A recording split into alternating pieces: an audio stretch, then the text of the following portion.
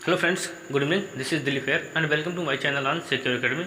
Today we are going to discuss about heredity and environment because I have finished growth and development completely. So if you want to understand, please participate with me and मेरे video को share and subscribe करना ना भूलिएगा क्योंकि session बहुत important होने वाला है। अब हम जो भी क्लास लेंगे कंटिन्यू लेंगे, आपको कोई भी क्लास रुकेगा नहीं, हम कंटिन्यू क्लास को लेने वाले हैं। तो देखते हैं कि हेरिडिटी और इन्वायरमेंट क्या होती है। हेरिडिटी जैसा कि मालूम है, हेरिडिटी मीन्स क्या होता है, आनुवांशिकता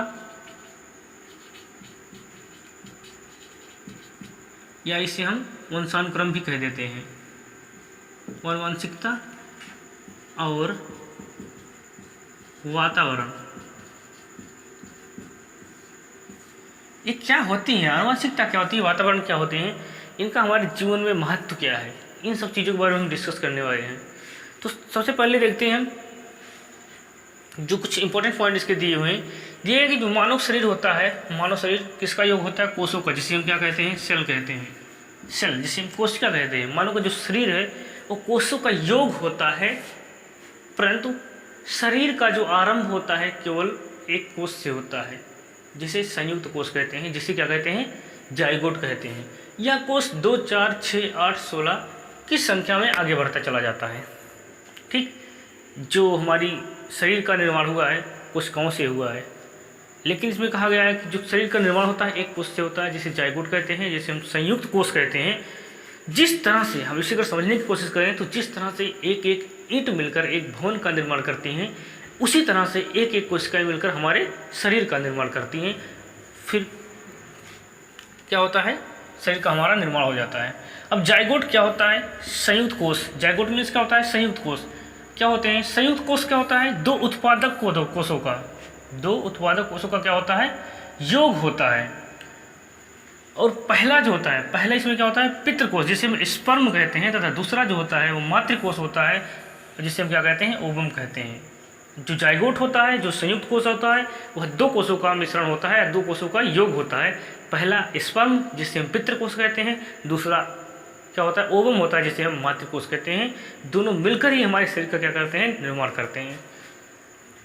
उत्पादक कोष भी क्या होता है, उत्पादक कोष भी संयुक्त कोष के समान संख्या में आगे बढ़ता चला जाता है, जैसे 2, 4, 8, 16, 32, 64 इस तरह इस संख्या में क्या करते हैं, कोशिकाएं आगे बढ़ती हुई चली जाती हैं।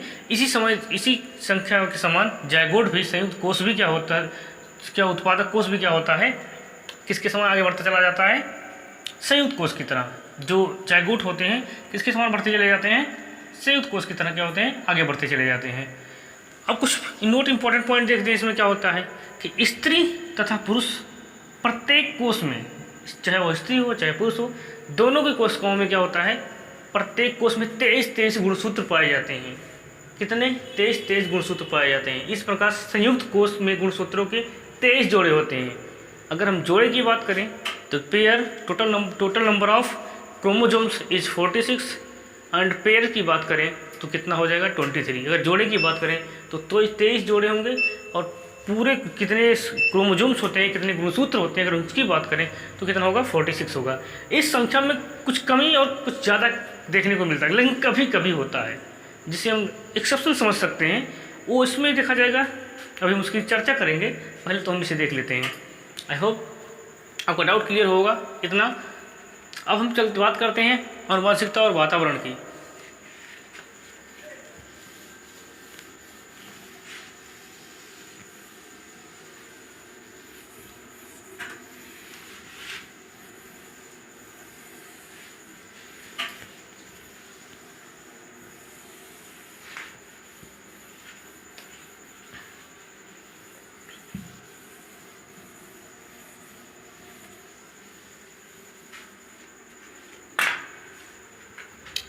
आनुवंशिकता देखते हैं, आनुवंशिकता और वातावरण। बात करते हैं जो आनुवंशिकता होती है, हेरिडिटी होती है। हेरिडिटी का मतलब क्या होता है, आनुवंशिकता या वंशानुक्रम। ये चीज़ हमें अपने माता पिता से एज इट इज प्राप्त हो जाती है, हम एज इट इज ग्रहण कर लेते हैं अपने माता पिता से।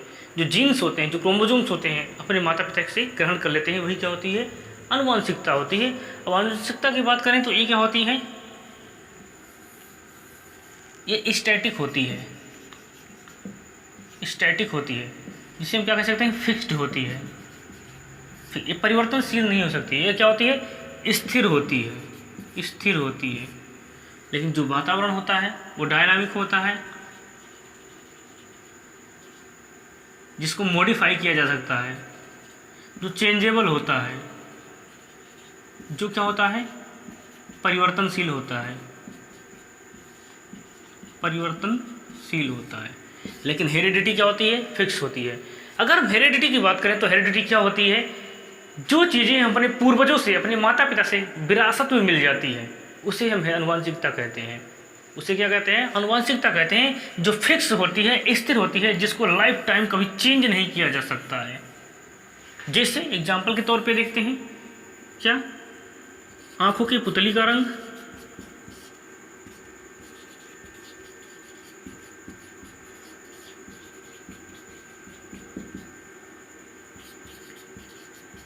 त्वचा का रंग, आंखों की पुतली का रंग, त्वचा का रंग, बालों का रंग,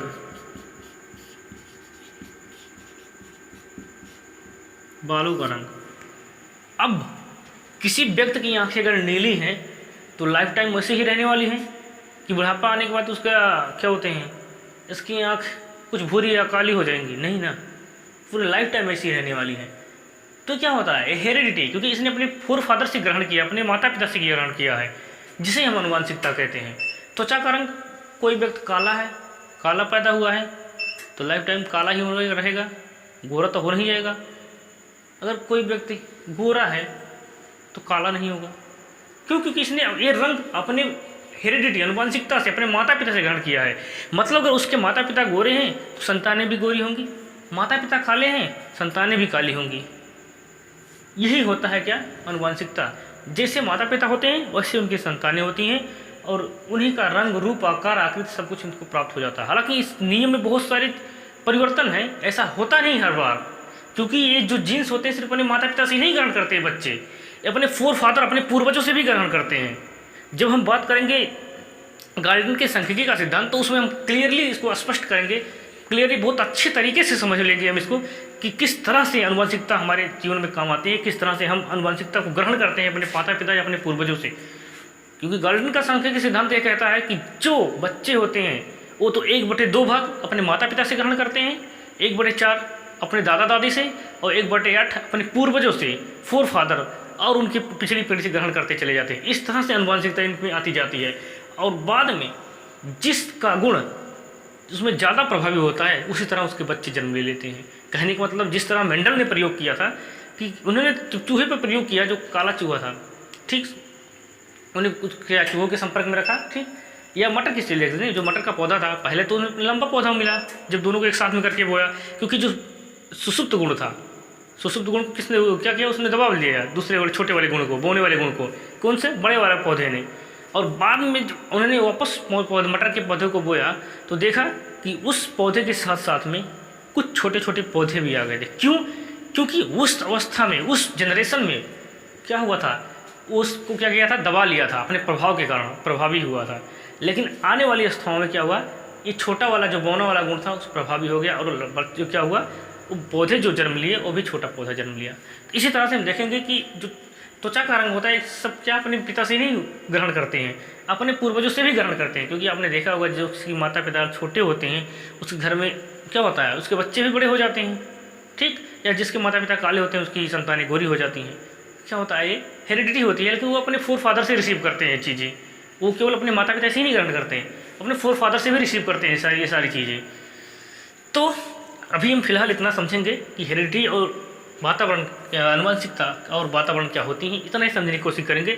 बाकी जो डिबेट है इस पर, इनके जो सिद्धांत हैं, जो रूल्स हैं, जो प्रिंसिपल्स दिए गए, इन पर जो डिबेट हुई है ढेर सारी, उसकी बात तो हम बहुत स्पष्ट तरीके से समझेंगे। लेकिन पहले हम इसको समझने की कोशिश करते हैं कि आनुवांशिकता क्या होती है। सिर्फ इतना समझो कि आनुवांशिकता हमें अपने माता पिता से जो विरासत में मिल जाती हैं चीज़ें, उसे हम आनुवांशिकता कहते हैं। कहने का मतलब हमारी आंखों का रंग, हमारे बालों का रंग और हमारे त्वचा का रंग, ये सब क्या होती हैं, फिक्स रहती हैं, लाइफ टाइम चेंज नहीं होने वाली हैं, जब तक आप सर्जरी वर्जरी या ब्यूटी पार्लर में जाके चेंज ना करवा लो। फिलहाल फिर भी इतना ज़्यादा चेंज होती नहीं है, क्योंकि उनका इफेक्ट रहता ही रहता है। इस तरह से समझ सकते हैं जैसे इंडिया की राजधानी दिल्ली है, दिल्ली ये परिवर्तनशील नहीं है, इसको परिवर्तित नहीं किया जा सकता जब तक पूरा एक सिस्टम चेंज ना किया जाए। उत्तर प्रदेश की राजधानी लखनऊ है, उसको चेंज नहीं किया जा सकता जब तक पूरा सिस्टम ना चेंज हो जाए। तो इस तरह से आनुवंशिकता क्या होती है, पूरी लाइफ टाइम फिक्स रहती है। लेकिन जो वातावरण होता है ये इसको मॉडिफाई किया जा सकता है, ये डायनामिक होता है, ये परिवर्तनशील होता है, ये चेंजेबल होता है। जैसे आपका जन्म, सपोज आपका जन्म यूपी में हुआ, आप लैंग्वेज हिंदी सीखा, आपने भोजपुरी सीखा, लेकिन अगर आपके माता पिता का जॉब का ट्रांसफ़र हो गया बॉम्बे में, तो आप जब वहाँ पे जाते हैं तो आपको वहाँ पे एक नया वातावरण मिलता है, क्या मिलता है, एक नया वातावरण मिलता है। अब आप हिंदी से उठ के या तो इंग्लिश सीखेंगे या तो मराठी सीखेंगे। क्लियर? अब आपका वातावरण चेंज हुआ, इसलिए आपने इंग्लिश सीखा और मराठी सीखा। क्यों? वातावरण पे डिपेंड करता है। ये हेरिडिटी आपको नहीं सिखाती है, हेरिडिटी कभी नहीं सिखाएगी कि अगर उसके आपके माता पिता अगर क्या बोलते हैं हिंदी बोल रहे हैं, इंग्लिश मान लो आपके माता पिता इंग्लिश बोल रहे हैं, तो आपका जो होने वाला बच्चा है वो इंग्लिश बोलता हुआ पैदा हो। इट्स नॉट पॉसिबल, क्योंकि हेरिडिटी ये चीज़ें नहीं सिखा पाती हैं। ये वातावरण होता है जिसे में एक्वायर किया जाता है। जो चीज़ें एक्वायर की जाती हैं वो क्या किया जाता है, आइडेंटिटी केवल संतान में नहीं जाती हैं। तो ये वातावरण परिवर्तनशील है। परिवर्तनशील इसलिए है क्योंकि अगर मान लो आज आप चोर के साथ आप शिक्षक के साथ में पढ़ाई कर रहे हैं, स्टूडेंट हैं आप, तो आपका ज्ञान बढ़ा, मानसिकता बढ़ी, आपकी अच्छे बिहेव करना सीखे, अपने मैनर्स सीखा, आपने डिसिप्लिन सीखा, सब कुछ सीखा। लेकिन आपको कुछ समय बाद उस वातावरण से हटा के आपको चोरों की संगत में कर दिया गया, तो अब वहाँ पे आपने क्या किया, चोरी करना सीखा। फिर आपको ड्रिंकर्स के साथ कर दिया गया, फिर आपने क्या ड्रिंकिंग करना सीखा। उसके बाद आपका संगत उठा के स्मोकर्स के साथ कर दिया गया, फिर आपने क्या किया, स्मोकिंग करना सीख लिया। क्योंकि जैसे जैसे वातावरण बदलता गया वैसे वैसे आपने क्या किया, अपनी हैबिट डेवलप करते गए। किस दिशा में, जिस दिशा में आपको उसका व्यवहार मिला आपको, तो क्या हुआ, वातावरण परिवर्तनशील है और जो आनुवंशिकता होती है वो फिक्स होती है, स्थिर होती है, ये चेंज नहीं होती है। Is that clear? ओके, तो हम आगे बढ़ते हैं। फिलहाल अभी हम आज बात करने वाले हैं सिर्फ और सिर्फ आनुवंशिकता पर।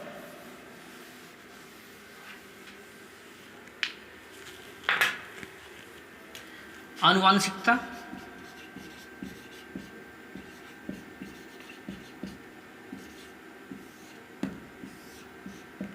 ठीक, आनुवंशिकता में सबसे पहले हम क्या देखेंगे, रूथ बेनेडिक्ट ने क्या कहा था,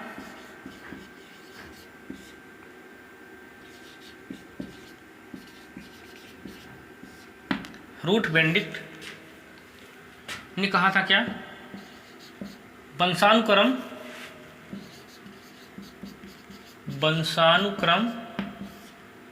माता पिता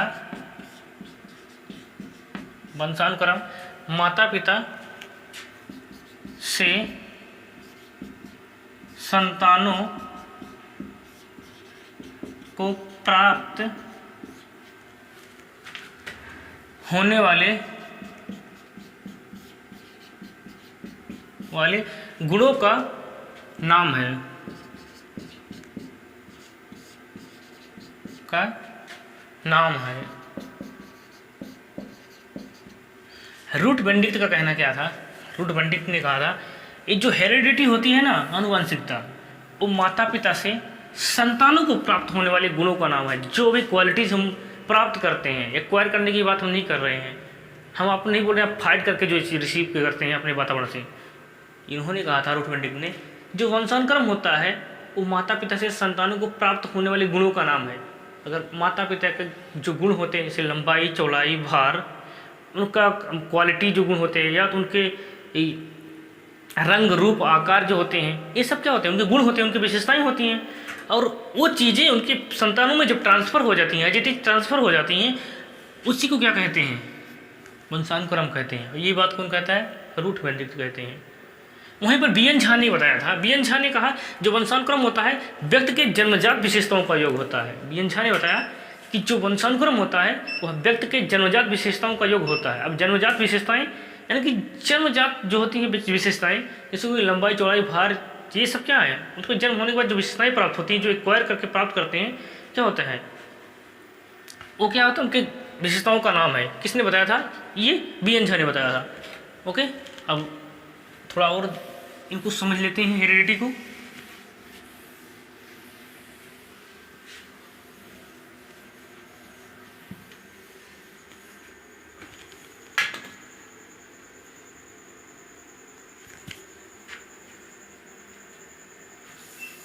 अगर हम बात करें क्रोमोजोम्स की,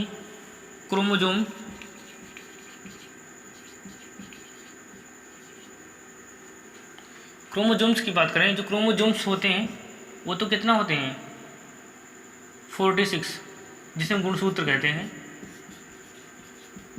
chromosomes. Total number of chromosomes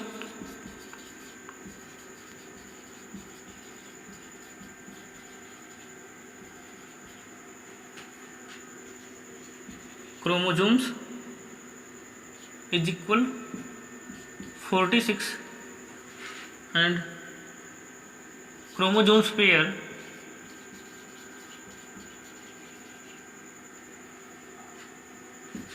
में कितने होते हैं 23। अब ये जो 23 हैं स्त्री में भी पाए जाएंगे, पुरुष में भी पाए जाएंगे, दोनों में कितना पाए जाएंगे, समान मात्रा में पाए जाएंगे। अगर टोटल नंबर ऑफ क्रोमोसोम्स की बात करें वो 46 होते हैं, 46 होते हैं स्त्री और पुरुष को मिलाकर। तो जो जोड़े में होते हैं कितने होते हैं 23 होते हैं, 23 जोड़े गुणसूत्र पाए जाते हैं इनमें। और आगे देखते हैं हम जरा, ये जो मेल और फीमेल्स की बात कर रहे हैं किस तरह से होते हैं।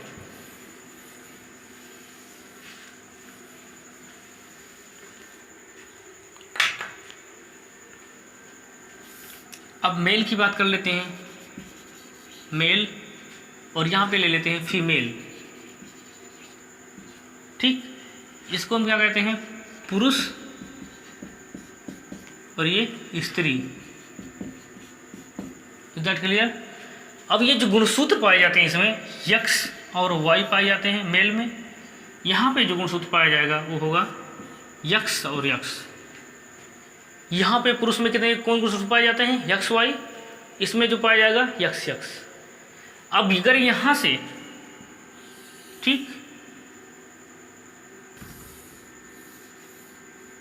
यहाँ से तो क्या है फिक्स है एक्स ही निकलेगा, यहाँ से फिक्स नहीं है कि एक्स निकलेगा कि वाई निकलेगा, क्योंकि स्त्री में दोनों एक्स एक्स हैं, पुरुष में एक्स वाई हैं। अगर यहाँ से यक्स निकलता है तो लड़की होगी, अगर वाई निकलता है तो लड़का होगा। मान लो यहाँ से एक्स निकला, यहाँ से वाई निकला। Is that clear. तो क्या होगा, एक गुणसूत्र जो निकले यहाँ पे क्या हो जाएगा यक्स वाई, जो जन्म किसको देगा बॉय को, लड़का होगा। ठीक, अगर यहाँ से यक्स निकल रहा है और यहाँ से भी यक्स निकल रहा है तो यहाँ पे यक्स और यक्स गुणसूत्र हो जाएंगे, जो जन्म किसको देंगे गर्ल को, लड़की को जन्म देंगे। यहाँ पे जो होने वाला बच्चा होगा वो बेबी गर्ल होगी, और यहाँ पे होने वाला जो बच्चा होगा बेबी सन होगा। ठीक, तो पुरुष में यक्स वाई गुणसूत्र, इसमें क्या होते हैं यक्स यक्स पाए जाते हैं। अब जब यहाँ से तो फिक्स है यक्स ही निकलेगा, लेकिन यहाँ से फिक्स नहीं है कि यक्स निकले कि वाई निकले। अगर यहाँ से वाई निकलता है और यहाँ से यक्स आया तो लड़के को जन्म होगा। अगर यहाँ से यक्स निकलता है और यहाँ से भी यक्स निकलता है तो किसका जन्म होगा, लड़की का जन्म होगा। हमने बात किया कि जो टोटल गुणसूत्र होते हैं वो कितने होते हैं 23। ठीक, अब इस 23 गुणसूत्र में 22 तो कितने होते हैं 22 ऑटोजोम्स होते हैं, ऑटोजोम्स। ठीक, मतलब समान होते हैं। 23 गुणसूत्र पाए जाते हैं 23 पेयर में, मतलब जोड़े में पाए जाएंगे। अब 23 जोड़े में से तो 22 जोड़ा क्या होता है समान पाया जाता है, लेकिन जो 23वां होता है 23वां जोड़ा 23rd chromosomes, I am not talking about 1 + 22, I am talking about 23rd। जो 23rd 23वां गुणसूत्र होता है क्रोमोसोम्स होता है वो क्या होता है कहलाता है सेक्स क्रोमोसोम कहलाता है, सेक्स क्रोमोसोम्स कहलाता है। यही निर्धारित करता है कि होने वाला जो बच्चा होगा वो लड़का होगा या लड़की होगा, होने वाला जो बच्चा होगा बेबी गर्ल होगा या बेबी सन होगा।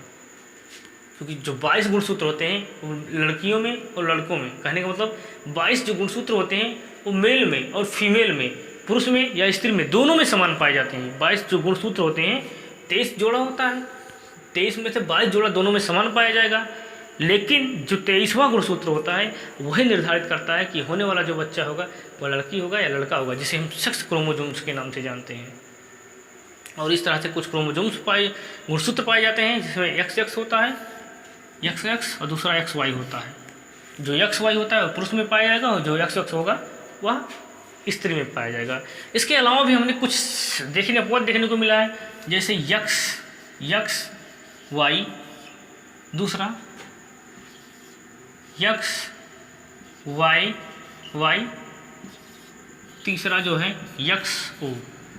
इसके अलावा भी हमें कुछ इस तरह से भी गुणसूत्र देखने को मिलते हैं। जैसे हमने बताया था ना कि किसी व्यक्ति में ऐसा भी होता है जिसमें 45 ही गुणसूत्र पाए जाते हैं, 46 के बजाय, 46 के बजाय 45 भी पाए जाते हैं। और कोई व्यक्ति ऐसा होता है जिसमें 46 के बजाय 47 पाया जाता है। तो इसमें क्या होता है, XXY किस में पाया जाएगा या XYY किस में पाया जाएगा? जो XY है इसमें जो होगा XY में, इसमें जो व्यक्ति होगा वो किसके जैसा दिखाई देगा? वह आदमी के जैसा दिखाई देगा। XY तो जन्म किसको देगा? लड़की को। लेकिन इसमें जो XY गुणसूत्र जिसमें पाए जाते हैं उसमें जो व्यक्ति होगा यानी कि जो महिला होगी वह आदमी के जैसा दिखाई देगी, वह मैन के जैसा दिखाई देगी, वह पुरुष के जैसा दिखाई देगी। क्योंकि उसकी कुछ दाढ़ी सी दिखता है हल्का हल्का, अपने गांव घरों में देखा होगा, हल्की हल्की मूछें आ जाती हैं, हल्की हल्की दाढ़ियाँ भी आ जाती हैं किसी को, लेकिन सब में वो नहीं पाया जाता। लेकिन जिसमें ये गुणसूत्र पाया जाएगा वो क्या होगा? वह जो लड़की होगी लड़की के जैसा दिखाई देगा। और ये किसके कारण होता है? क्लाइनफेल्टर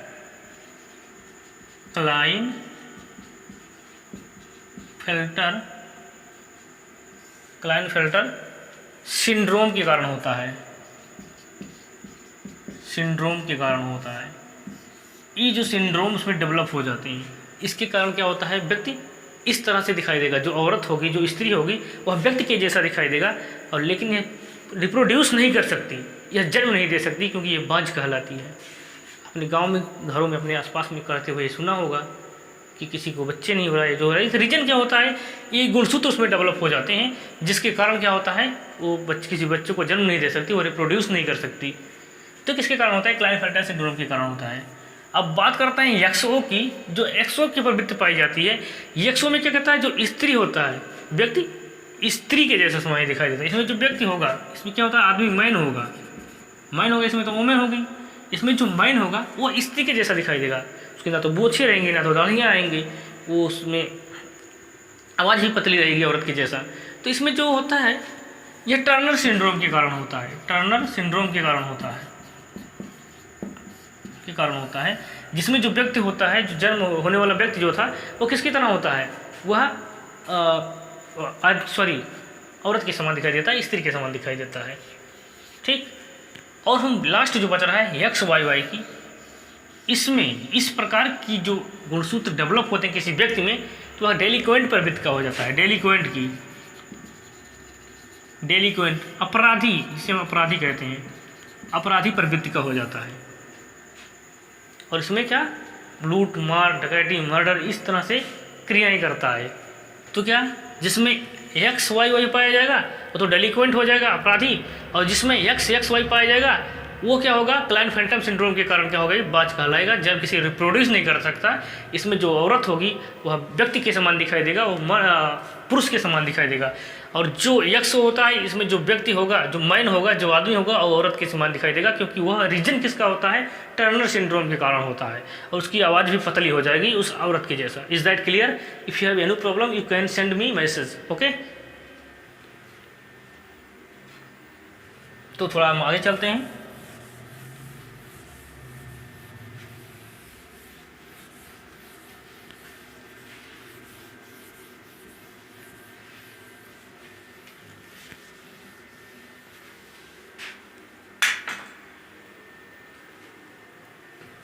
तो हम ट्विंस की बात कर लेते हैं।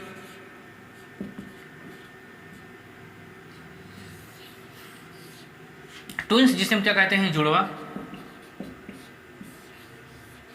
जुड़वा जिसे कहते हैं, जुड़वा बच्चा। ओके। अब ट्विंस जुड़वे बच्चे दो प्रकार के होते हैं। पहला जो होता है, पहला आइडेंटिकल ट्विन,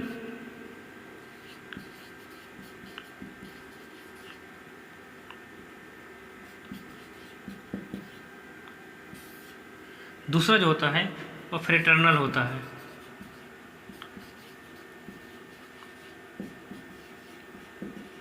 ट्विन दो प्रकार के होते हैं।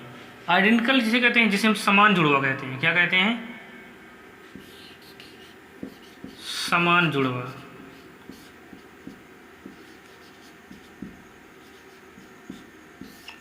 जो फ्रेटर्नल होता है उसे हम क्या कहते हैं? असमान, असमान जुड़वा कहते हैं। असमान मत समझ लेना, असमान जो सिमिलर ना हो, जो मैच ना करते हो एक दूसरे से। तो आइडेंटिकल ट्विन्स जो होते हैं ये तो मोनोजाइगोटिक होते हैं,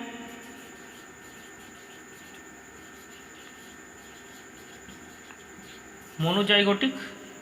फ्रेटर्नल ट्विन जो होते हैं वो डाईजाइगोटिक होते हैं, डाईजाइगोटिक मतलब दो जाइगोट से बने होते हैं, और ये सिंगल जाइगोट से बने होते हैं, इसलिए इनको डाईजाइगोटिक का मोनोजाइगोटिक कहा जाता है। डाई जैसा आपने पढ़ा होगा कि डाई मीन्स दो होता ही है, जो डाईजाइगोटिक है तो दो जाइगोट से बने होते हैं, यानी कि क्या होते हैं, ये दो जाइगोट से बने होते हैं, और ये जो होता है सिंगल जाइगोट से बना होता है। इसमें जो होने वाला बच्चा रहता है, इसमें जो आइडेंटिकल ट्विंस होता है, इसमें जो होने वाला बच्चा होता है वो समान होगा, उसका सेक्स समान होगा, उसके इंटरेस्ट भी समान होंगे। तो इसमें क्या, जो बच्चा होगा वो सेक्स समान होगा, कहने का मतलब इसमें अगर होने वाला जो बच्चा रहेगा वो दोनों के दोनों होने वाला बच्चा या तो लड़का होगा या तो दोनों का होने वाला लड़का लड़की होगा। जो जन्म लेगा, जो जुड़वा बच्चा इसमें जन्म लेगा, इसमें दोनों का दोनों या तो मेल होगा या तो दोनों का दोनों फीमेल होगा। लेकिन यहाँ पे जो बच्चे जन्म लेते हैं, जो डाईजाइगोटिक होते हैं, जो फ्रेटर्नल ट्विंस होते हैं, इसमें होने वाला जो बच्चा होता है वो क्या होगा, लड़का और लड़की दोनों होता है। दोनों क्या होते हैं, डाईजाइगोटिक मतलब दो जाइगोट से बने होते हैं, इसमें क्या लड़का भी होगा और लड़की भी होगा, दोनों एक साथ में जन्म लेते हैं। यहाँ पे लेकिन जो होने वाला बच्चा होता है या तो दोनों बालक होगा, लड़का होगा, या तो दोनों लड़की होगा। तो यही इतना डिफरेंस था ये। लेकिन फ़र्क क्या है, यहाँ पे दोनों को कलर पसंद जो होगा, इसमें दोनों का इंटरेस्ट समान होगा, दोनों का चाहत समान होगी, दोनों कपड़े समान पसंद करेंगे, मतलब इनकी जो विचारधाराएं होती हैं आइडेंटिकल ट्विंस में काफ़ी मिलती जुलती हुई होती हैं एक दूसरे से। लेकिन यहाँ पे जो विशेषताएं होती हैं दोनों की, वो दोनों की चाहत जो होती है एक दूसरे से भिन्न होती है। तो ये ट्विंस दो प्रकार के हमने देखा, पहला आइडेंटिकल ट्विंस, दूसरा फ्रेटर्नल ट्विंस। जो आइडेंटिकल ट्विंस होते हैं वो समान जुड़वा कहलाते हैं, क्योंकि यहाँ पे जो होने वाला बच्चा होता है वो दोनों या तो दोनों लड़का होगा या तो दोनों लड़की होगा, और इनका कलर, इनका इंटरेस्ट समान होगा, इनका जो चीज़ें होंगी मतलब काफ़ी सिमिलरिटी पाई जाएगी इनमें। और हमने दूसरा देखा जो फ्रेटर्नल ट्विंस देखा, जिसे आसमान जुड़वा कहा जाता है। आसमान का कहने का मतलब जो एक दूसरे से मैच ना करते हो, यानी कि जो होने वाला जो बच्चा होगा यहाँ पे दोनों या तो लड़का होगा एक, या तो एक लड़की होगा, दोनों असमान रहेंगे, एक समान नहीं होंगे, और इनके चॉइस, इनके कलर, इनके इंटरेस्ट भी अलग अलग होंगे। तो इस तरह से हमने देखा, और हम अब इस सेशन को यहीं पे क्लोज करते हैं। अब हम कल इसके आगे बात बढ़ाएंगे, आगे पढ़ेंगे इसके आगे में कि क्या होते हैं इसके प्रिंसिपल्स होते हैं, बहुत इंपॉर्टेंट है इसके प्रिंसिपल, जहाँ से क्वेश्चन हर बार उठाता है। तो हम वंशानुक्रम और वातावरण के सिद्धांत को कल पढ़ेंगे, और जो बहुत बेहतरीन सेशन होने वाला है कल। Okay, is that clear? So मेरे चैनल को शेयर एंड सब्सक्राइब कीजिएगा। तो जय हिंद, bye bye, see you tomorrow morning.